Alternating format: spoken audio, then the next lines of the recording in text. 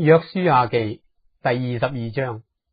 當時約書亞召了流便人、迦得人和瑪拿西半支派的人來，對他們說：耶和華僕人摩西所吩咐你們的，你們都遵守了；我所吩咐你們的，你們也都聽從了。你們這許多日子總沒有撇離你們的弟兄，直到今日，並守了耶和華你們神所吩咐你們當守的。如今耶和華你們神照着他所應許的，使你們弟兄得享平安。現在可以轉回你們的帳棚，到耶和華的僕人摩西在約旦河東所賜你們為業之地。只要切切的謹慎遵行耶和華僕人摩西所吩咐你們的誡命律法，愛耶和華你們的神，行他一切的道，守他的誡命，專靠他，盡心盡性侍奉他。於是約書亞為他們祝福，打發他們去，他們就回自己的帳棚去了。瑪拿西那半支派，摩西早已在巴山分給他們地業。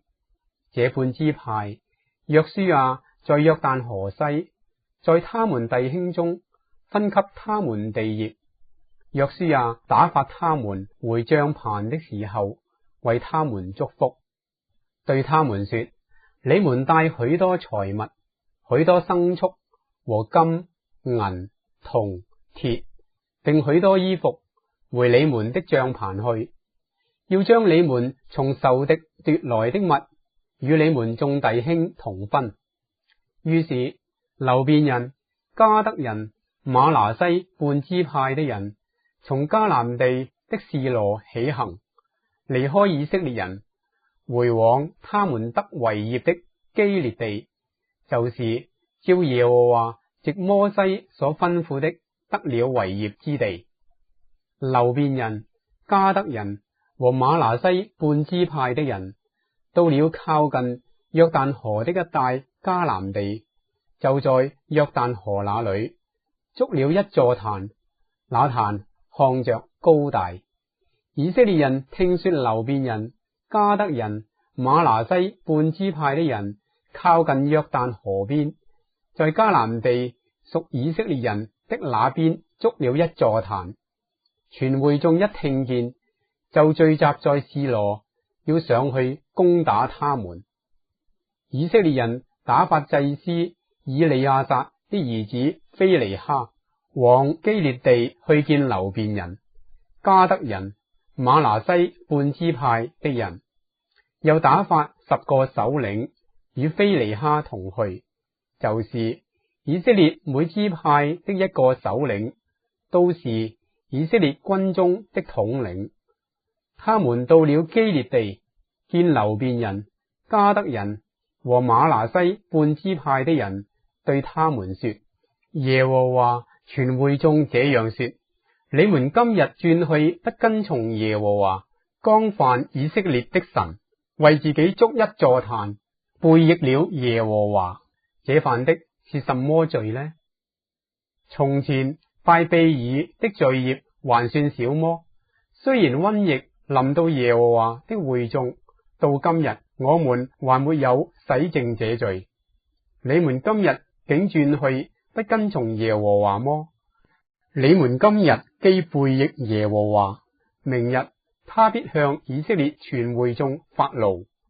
你們所得為業之地，若然不潔淨，就可以過到耶和華之地，就是耶和華的帳幕所住之地，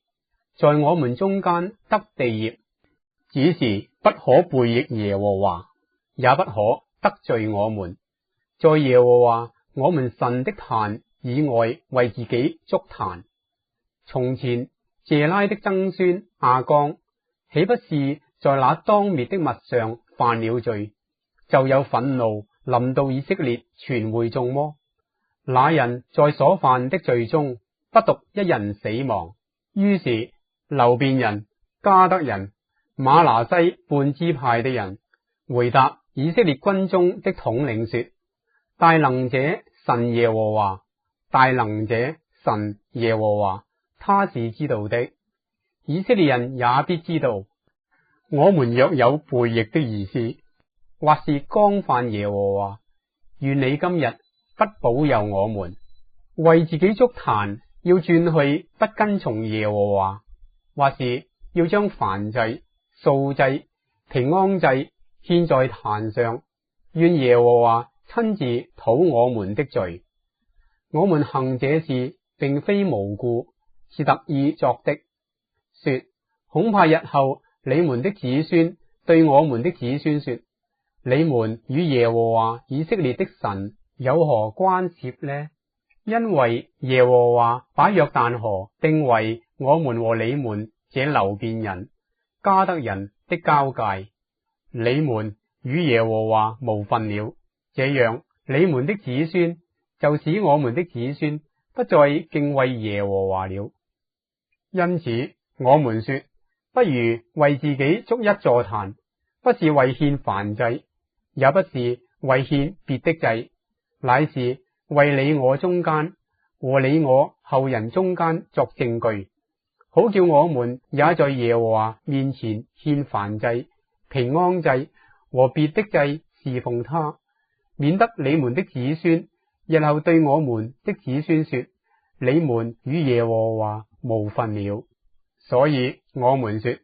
日後你們對我們或對我們的後人這樣說，我們就可以回答說：你們看我們列祖所築的壇是耶和華壇的樣式，這並不是為獻燔祭，也不是為獻別的祭，乃是為作你我中間的證據。我們在耶和華我們神帳幕前的壇以外，另築一座壇，為獻燔祭、素祭和別的祭，背逆耶和華。今日轉去不跟從他，我們斷沒有這個意思。祭司非尼哈與會中的首領，就是與他同來以色列軍中的統領，聽見流便人、迦得人、瑪拿西人所說的話，就都以為美。祭司以利亞撒的兒子非尼哈對流便人、迦得人、瑪拿西人說：今日我們知道耶和華在我們中間，因為你們沒有向他犯了這罪。現在你們救以色列人脫離耶和華的手了。祭司以利亞撒的兒子非尼哈與眾首領離了流便人、迦得人，從基列地回往迦南地，到了以色列人那裏，便將這事回報他們。以色列人以這事為美，就稱頌神，不再提上去攻打流便人、迦得人，毀壞他們所住的地了。流便人、迦得人給壇起名叫正壇，意思說這壇在我們中間證明耶和華是神。